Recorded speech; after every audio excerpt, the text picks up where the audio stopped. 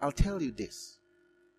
When you are a worshiper, your mistakes will never stop you. You see, you're going to make a lot of mistakes in life as a human being. You're going to make errors of judgment. You're going to make miscalculations.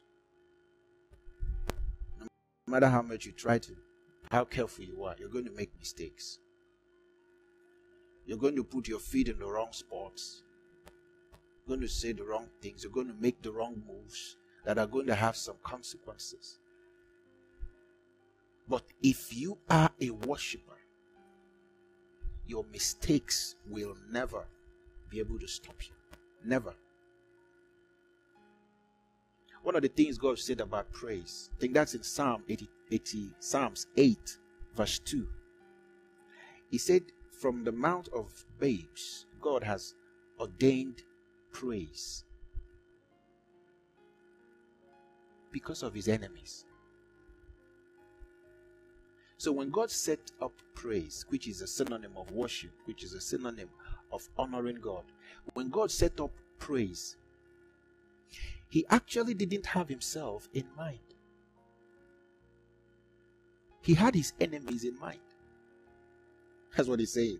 When God commissioned, ordained, established what we know today as praise, what he had in mind was not himself. He didn't set up praise as a way for you to just raise him up, glorify him.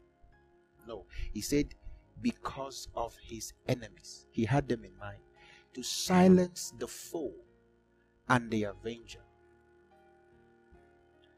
You have two kinds of enemies. One of them, what we will call the foe. The other one, the avenger. The foe is an enemy that is attacking you, opposing you, due to no fault of your own. Just like the brothers of Joseph, your enemies, people who just hate you for no reason. They probably hate you because of your success or something. They just hate you. But there's another group of enemies.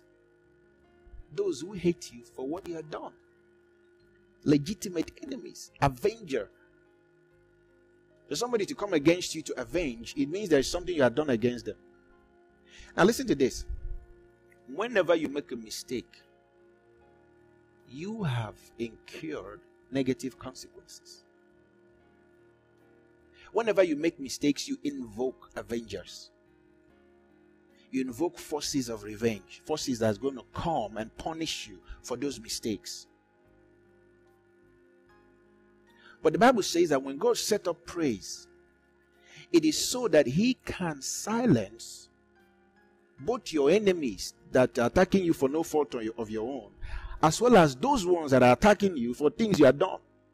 God said, when you praise me, I'm going to silence them both. The Bible says, blessed is the man whose sins are not imputed, whose sins are forgiven, and his transgressions are not imputed against him. You can't avoid making mistakes in life, but you can avoid your mistakes stopping you. You can avoid the consequences of your mistakes sabotaging your destiny. God has given us worship as a key to victory.